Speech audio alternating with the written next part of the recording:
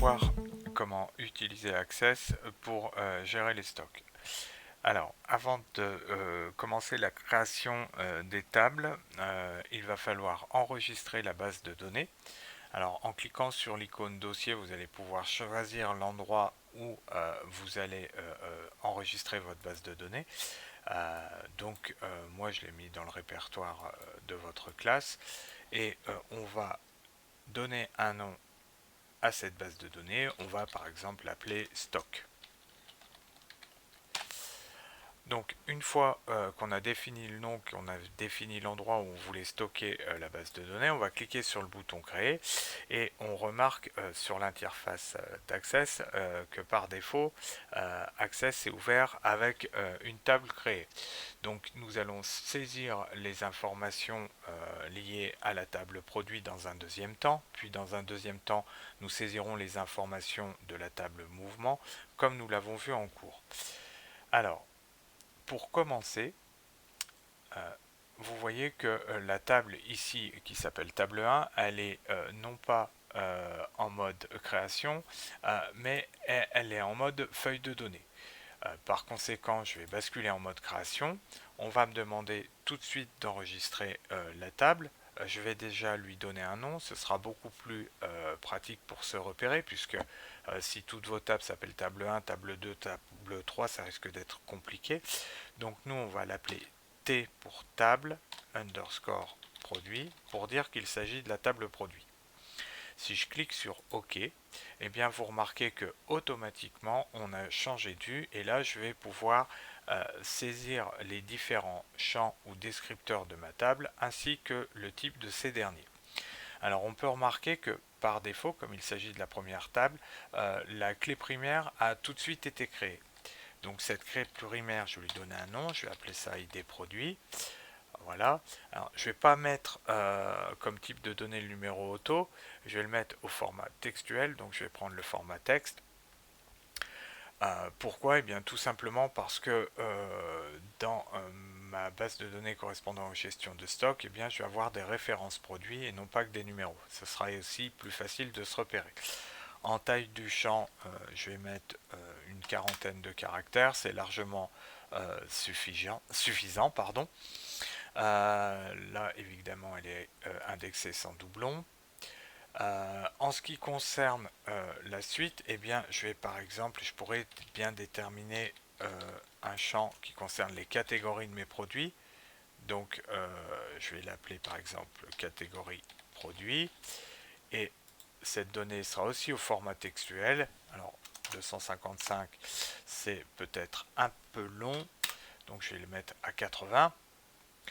Ensuite, je vais utiliser un champ qui s'appelle libellé des produits.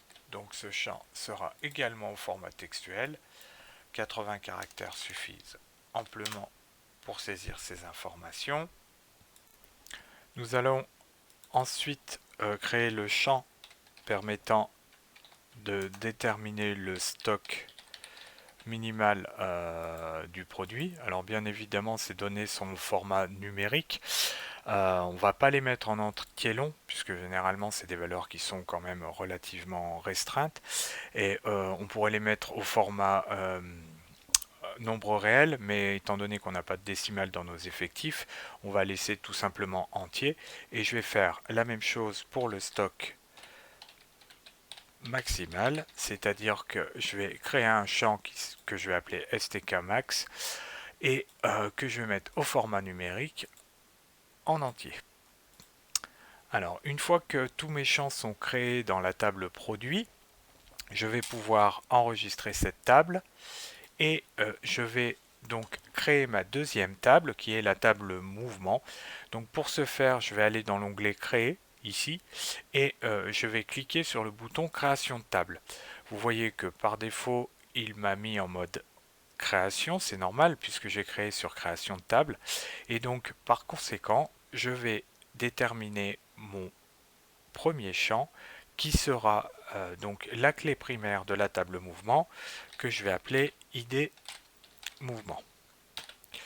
Ce champ là sera bien de type numéro auto Pourquoi? Eh bien tout simplement parce que mes mouvements seront indexés automatiquement avec un numéro qui s'incrémentera de 1. Alors, comme il s'agit de la table mouvement et que cette dernière n'a pas de clé primaire comme on peut le constater ici, je vais donc définir mon champ ID mouvement comme clé primaire. Donc je vais cliquer ici sur le bouton clé primaire et ensuite je pourrai ajouter les différents champs qui vont me permettre de caractériser le mouvement d'un produit. Donc par exemple, on va déjà avoir un champ date. Donc je vais appeler date mouvement pour pouvoir justement définir à quelle date le mouvement a eu lieu. Alors en termes de type de données, on va choisir le format dateur et si on veut être un petit peu plus précis, on peut cliquer ici sur l'onglet format et donc dans format vous voyez qu'il y a différents types de dates. Alors on peut tout simplement prendre la date abrégée ou la date générale, hein, si l'heure a une importance en ce qui concerne la saisie du mouvement. Donc moi je vais prendre ici une date abrégée. Voilà. Et une fois qu'on aura défini ces éléments-là, eh bien on va pouvoir compléter les autres champs, c'est-à-dire que je vais déterminer ici le type de mouvement. Ce sera une donnée de type textuel. Alors, je vais mettre encore une fois 40 pour la longueur de caractère. Je vais ensuite déterminer tout ce qui concerne les entrées du mouvement, c'est-à-dire quand je fais un réassort de stock par exemple. Là, il s'agit d'une valeur numérique. Je vais la mettre en entier. Et également, de la même manière, je vais mettre les sorties qui sont liées au mouvement que je mettrai en valeur numérique et je vais rajouter un dernier champ qui va être primordial puisque c'est le champ qui va me permettre justement de relier cette table mouvement à la table produit. En fait, le champ que je vais relier va rappeler la clé primaire de la table produit, c'est-à-dire que je vais lui donner le même nom pour que ce soit plus cohérent. Je vais l'appeler idprod et bien évidemment, hein, ce champ idprod sera la clé étrangère puisque c'est la clé primaire de la table produit et donc je vais définir son type, c'est le même type que la clé primaire de la table produit, c'est-à-dire au format texte.